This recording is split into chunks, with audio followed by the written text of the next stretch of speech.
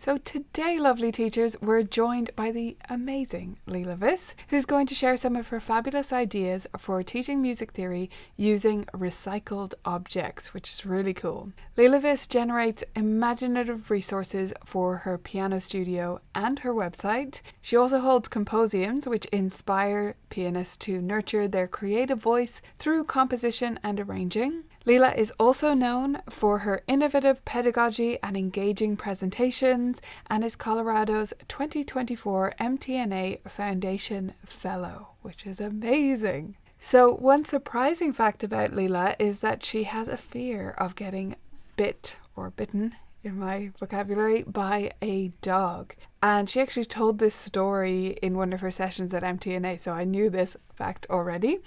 And she definitely, if she ever comes to Ireland and comes over to my house, which would be an absolute pleasure, I will definitely be putting Tofu away. Not because he'll properly bite her, but he does love to play bite, so I imagine that would be scary. So he'll be going away, but if she ever makes it over, she'll still be welcome to the house. So let's dive in and talk to Leila all about repurposing objects.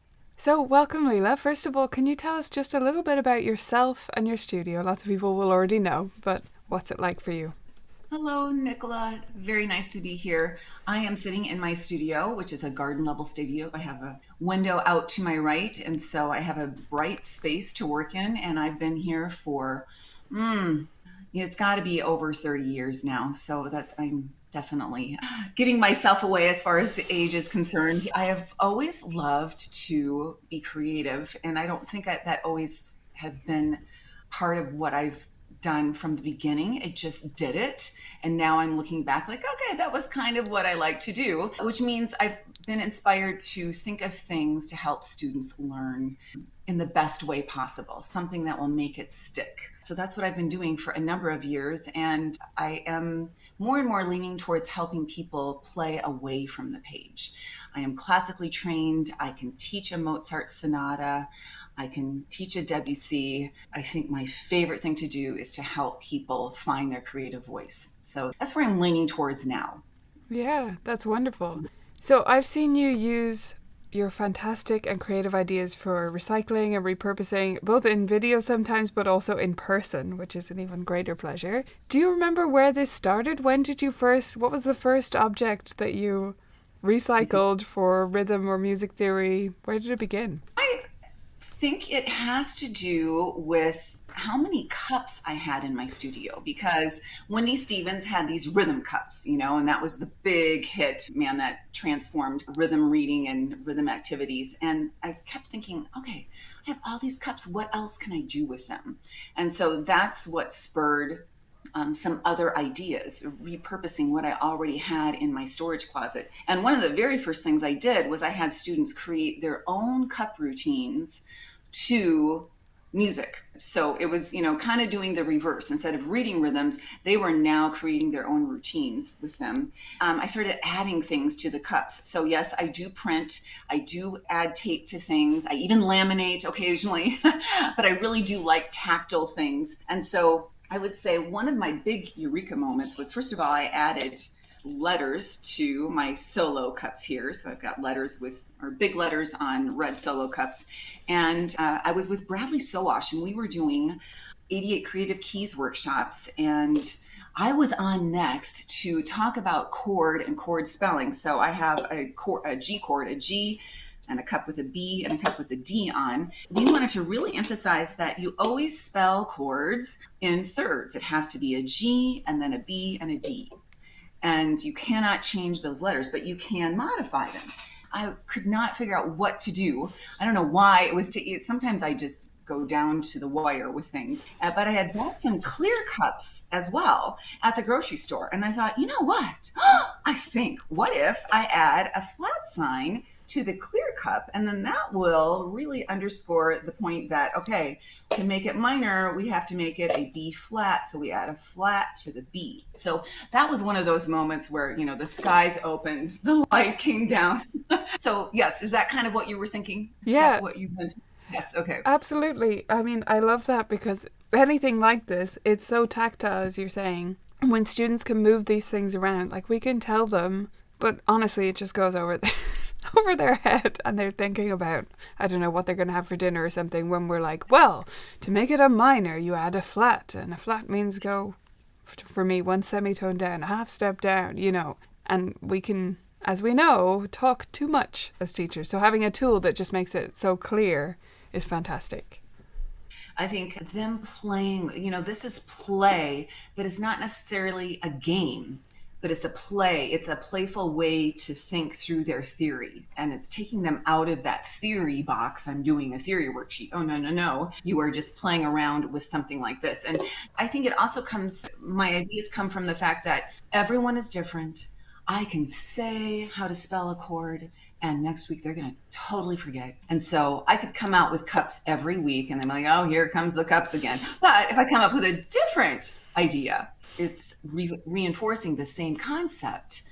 That helps keep it fresh for them. And you know what? For me too. Just makes life interesting. Exactly. I mean, it's the same as I have multiple games that I've created for the same thing, but it helps you look at it in a new way, and it just keeps things fresh, and it means you're having fun. And like, if the teacher is having fun, that comes across to the student. And if you're bored by your cups because you've talked to them, not just about to that student, that particular student week after week, but every student, or like 50% of your students for 6 weeks in a row, you're bored with the cups, and you just introduce them as, okay, so we've got these cups, and then we put, you're not excited about how cool it is that you've got the clear cup anymore. So you need new different ways to explore the same things, right? You bring up a good point. I think half the things that I do, maybe even 3/4 of the things that I do, is because I feel like it. I think this is going to be fun. And guess what? Then I am a more fun teacher because I'm having fun. And so, yeah, a lot of it has to do with just the energy that a fresh tool will bring to your teaching. Yeah. I mean, that's practically my life philosophy, Leila. It's just, I think this is going to be fun. Let's give it a go. So really, honestly, sometimes it just doesn't happen until Monday morning. I'm like, oh, you know what? That's right. I got this tool. Maybe I'm going to try this week. And a lot of it has to do with, it can just be one student through the week before that I'm like, whoa, okay, that is just going over their head. It is not settling into their brain. They're not understanding it. I better pull out a tool. And then I'm thinking, well, I might as well review that concept with everyone, just because if one person is struggling, it could be that others are too. And usually what I try and do with a tool is I will use it with every level. I mean, I've got advanced players. I will still use things like this just to reinforce, maybe they're rolling their eyes, but really, if I add one more cup, I can make 7th chords out of this. And then we're talking, pretty advanced theory, not your typical just 1, 3, 5 triads. So I like that challenge for me is what can I bring that will bring a fresh perspective to any student that walks in the door. Yes, absolutely. Not even just 7th chords, but then when we're talking about rearranging the notes in the chord, coming up with inversions, trying to play lead sheets in all sorts of ways. I mean, it can adapt to so many levels, or you could take it all the way to Roman numeral analysis if you want to go that far. But there's always ways to adapt it. One thing that I talk about a lot is convergent versus divergent thinking. And I think you are a master of divergent thinking. How many ways can we use this one tool? That's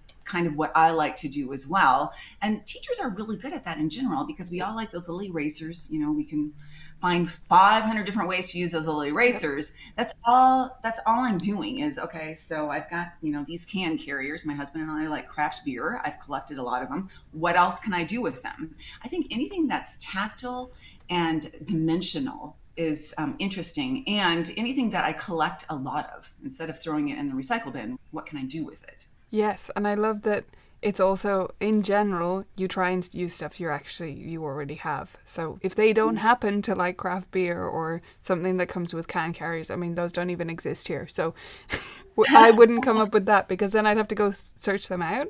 And sometimes teachers are tempted to do that, go on Amazon and try and find the can carriers. No, take the idea and see what else comes in 6s or 8s or whatever groupings we have, So tell us about the can carriers. How are we using those?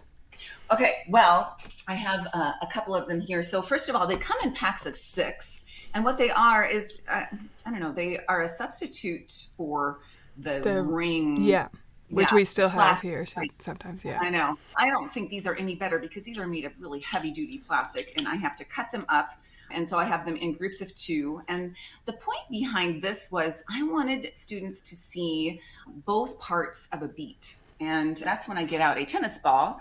Another thing I like to repurpose. And this is coming from Dalcroze. This is Jeremy Dittis used to live in Denver, and I went to a lot of his Dalcroze workshops, and we bounce the tennis balls all the time to the beat. So this is not my idea. I just love using it.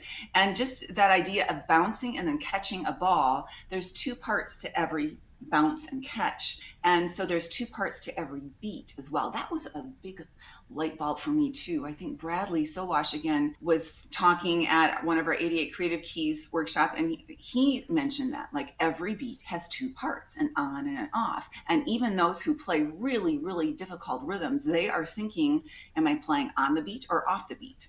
Even if it gets really, really complicated. These can carriers, they come in 2s. So I had to print out some labels and stick them to these can carriers, but I have 1 and 2. And so students actually see both of those. The premise behind this is that beats are invisible. When we are playing a piece of music, we're supposed to keep a steady beat. Well, okay, when I say that, they don't know what I'm talking about. That's not a visual thing. They're not seeing these columns going in front of them. And so I feel like this is a good visual. They're seeing, okay, there's beat 1, there's beat 2, and then they have to decide if they're playing on or off the beat. And so this was another eureka moment when I realized that these can carriers fit different types of lids of different containers very, very well. And so I remember the morning that I found this, and I just walked around the house like, what am I going to do? I have to do something with these. These are fantastic. I didn't know what it was going to be. But then it's one of those things where, okay, where's a gap in my students' learning? Ooh, I bet this could work well for rhythm. And so that's where it came from. Now, I can't really explain to you how I use these very much, but here, at least for this podcast, but basically if there's a lid on a 1 or the and, that's when you clap. And so it really helps students count using their mouth, and then they can see where they're clapping and where they're not clapping, where they're playing and where they're not playing. And then they can transcribe this and notate this rhythm on a card. They can see their music and find a rhythm. And can you notate this on can carriers? There's so many different ways to use this. And of course, ear training, I clap a rhythm. Can you notate it on the can carriers?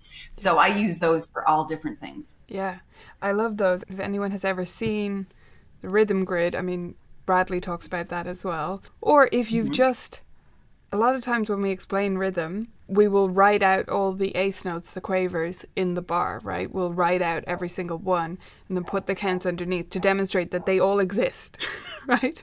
And then our dotted note is taking up this many quavers or eighth notes is what we're trying to get across. So I love that this it's a much easier way to interact with that relationship.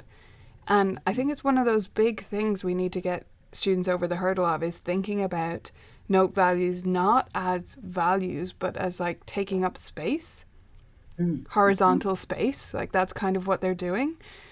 And yeah, I think it's a great way to work on that idea. So one of the things that I love to see is when students understand what's going on in a measure. So when I ask them the question, what's happening on bar 3? What is happening on beat 3? That means that they're looking at the measure, they can see all 4 beats if we're in 4/4 time, and then they can identify what's going on there. So are they playing on beat 3? Oh, yes, they are. There's a quarter note on beat 3. But to me, then that they're taking this very tactile visual to their score, and they can now see what was invisible to them before. Yes, and that those beats are kind of always flowing past us. We either play on them or we don't, but they are kind of like these bars that are just like vertical bars that are flowing past us. Different ways of looking at it. Yeah. If you notice what you were doing this with your hand. You were very vertical, right? But what do we want students to do? We want them to flow. We want them to keep going. And that's what's so conflicting about reading music in general. Yeah. I have to draw a picture of what I'm visualizing now, but that's a whole other topic, because it's like this bar of color with a gradient and it's flowing past, and then beat 2 is a different color. Anyway, I'll get on that separate project now. But let's go to a different repurposing item. So I think I've seen you use pool noodles before. Is that what they're called? We don't have them here, but Oh, you don't have the, oh my I mean, I might be goodness. able to get some, but it's like not as common a thing. Yeah. No, no. Maybe you could use straws. That was another thing. I don't know why. I think I had extra pool noodles in the house, and the boys have launched. I don't need them anymore. So I thought, what could I do with those? And, I have to say that it's not my brain that comes up with all these ideas. I'm on Instagram, I'm on Pinterest, you find a lot of ideas. And then what happens is I tweak them and like, ooh, how could I use them as a teaching tool? So I think I must have saw someone cutting up pool noodles, and I thought that was a cool idea. Again, I guess I get fixated on spelling chords, but chords really do help people get creative. If you know your chords, you can move away from the page. And so what I did is I cut up noodles. I don't know, these are about 2 inches, little noodle segments. And then I have written different, the alphabet, the music alphabet on each of them. So on each noodle, I have a C sharp, and a C flat. I could not figure out for a long time what I could do to stack these noodles. And so, of course, I'm walking around the house. What do I have that would work? And then I found some wooden spoons. And then on the bottom of the spoon, I have a little Roman numeral 1 or a number 1. So if I say, okay, can you please spell the 1 chord in the key of C, then I can have students spell the C. Oh, there we go. The C triad right there. So I like this because, yes, this is teaching chord spelling, but it's also now teaching chord function. So chords, there's 2 parts to a chord quality and a chord function. Yeah, I love that. I think if people couldn't come across pool noodles, maybe in a pinch you could use toilet paper, like the inner part.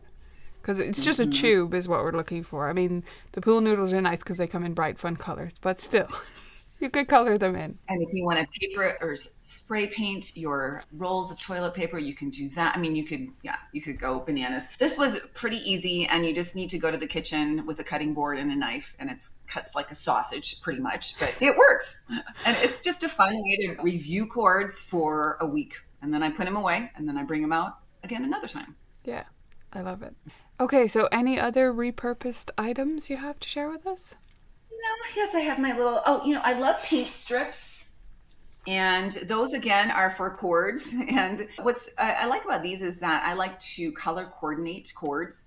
So the 1 chord is usually blue. It's at home. It's at rest. My mother was an art professor, so I do have a little bit of art color theory trickling down. And so 5 is alive, so that's red. I don't have this one filled out. I have these laminated so that I can just write with a dry erase marker and students can draw on these. 4, once more, it's yellow, it's bright. And then I believe there's not just 3 primary chords. I feel like there's 4 primary chords because the 6th chord is also a very popular chord in most music as well. So I use those a lot. And actually yesterday I had a student, he created a loop in GarageBand and he's improvising with it. And he's taking it to the very first creative fest that we're having here with our local teachers association, which I'm really excited about. And he needed a title and no idea what to do. So then I said, oh, let me get my paint strips. And so what I have is I just have a big paint can full of paint strips, and he likes blue, so we just opened this up and I started getting out all the blue paint strips out of here, and he found the word Tribeca. And like, oh, that is it. That is what I'm going to call my piece. So paint strips really come in handy. They're kind of like nail polish. They have really cool names. And titles of things are probably one of the hardest things for students to come up with. I don't know. It seems like they run out of creativity when it comes to a title. So Yeah. strips can. You've just given me an idea as well, because those color names, often on online color palettes, they'll also give the colors a name. There's a site called Coolers, like colors, but with a double O. So it's like Okay. cool. Okay. Anyway, it's just a big color palette. And you just press the space bar and it goes to random colors. It's a very simple site. But it gives each one a name. So that would be another really quick way to look at, like, okay, does this color feel like the right mood? Or what's that called? Maybe that inspires. Because you're right, sometimes they just, I don't know. Like, they're so tense about naming something and that you're going to judge it or something like that. So, Well, and it's okay. I'm blue or something like that, or just the color blue. Not as exciting as Tribeca. We had to go look it up.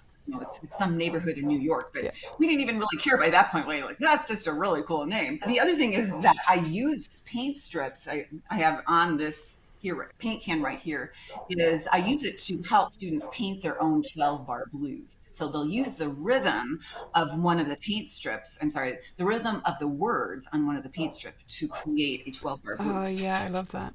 There's just so many things you can do with paint strips. So the local hardware store kind of looks at me strange when I start picking these up. And a lot of times you can't find these nice strips of 4. So I have already made some. I'm sorry, I had to do that. I print them out. I make them in Canva and print them out and laminate them. So if you can't find them, I do have them. So Yeah, because ours generally are 7s, not 4s. But I feel like you could use that in a different way because that's a full scale minus the... Right, so yeah, they're either 7s or they're just one color, like just little color cards where you have one color on each. Yeah, saying that as someone who renovated their whole house, you get familiar with the formats of paint strips and things like that. Oh, well, and I think that's why I did it. It's like, I'm looking at paint colors like, oh, and then they toss them. A lot of hardware stores, they don't need them anymore. Yeah, for range changes or something. Yeah. Right. So you can ask them to just save them for you, and they will. And I got a pile of them from Home Depot one time. Like, oh my goodness. One other thing is CDs. We don't use. Well, okay, maybe Nicola, do you even have CDs? You're far too young to use. I'm not too young for CDs. I'm old enough that I used to carry around like a huge case of CDs on my holidays. I know. Well, and I have so many, and then I'm looking at them like, what am I doing with these? Like, I got to think of something. And then I basically have the circle of keys on here. And then I have this little foam piece right here, and that covers up everything except whatever chords, like if you put the key in the middle, if I have F in the middle, then you see the diatonic chords of that key. That's a great little way for students to start learning what diatonic means. Oh my goodness. Who remembers that word? Nobody does. But I pull this out and then we start talking about it again. And then this gives them a boundary. Here, you can use all of these chords in this key and they are guaranteed to sound good together. So I like to use CDs for that. Yeah, we actually have a similar, fairly recent thing that I created just for fun. Again, I have a group workshop today. What can I do differently? Because I'm a bit bored of my ideas for teaching chords, because we were going to be making a 4-chord pattern and using that in GarageBand and stuff like that. And I created a circle of pizza, as I call it. So it works like that because you're rotating it, but you're cutting a slice of pizza. So it looks similar in a way. I feel like there's just these ideas that are running around the world, and then it seems like a lot of times you and I kind of grab onto the same ones, but in a slightly different way, right? Yeah. Yeah. Well, that's humans in general, though. Like at the same time as Darwin discovered all that stuff, natural selection, I think it's 2 or 3 other scientists around the same time actually discovered the same thing. And that's the case with a lot of the big scientific studies, the discoveries. It's the person who got it published first that gets recognized, but actually independently. So it's the same with creative ideas. I love it. It is, yeah. I think I have something called creative abrasions with a group of teachers. And I love that idea of, we're rubbing off each other. You and I are kind of the same way. Like, ooh, I like your idea. Ooh. And there's nothing wrong. People don't like the word steal, so we'll borrow. And I will borrow a lot of people's ideas, but I'll tweak it so that it either works for me or I have a tool at home that I can use. But I think that is what invigorates our teaching too, and what keeps us waking up every morning and doing what we do is because, I can try it this way this week. Exactly. And it's one of the wonderful things about being a teacher in this time right now is that the doors are not as closed anymore, at least for some studios, a lot of studios of the people that we talk to. The ideas are all open and people share what they're doing and then other people are inspired by that. So this has been another case of that. I hope this conversation will inspire people to go out and, if you eat lots of yogurt or whatever it is that you do in your house, that you accumulate all these little things, what can you take those and do something with it? So thank you for sharing your repurposing ideas, Leila. Oh, well, my pleasure. It's been fun, Nicola.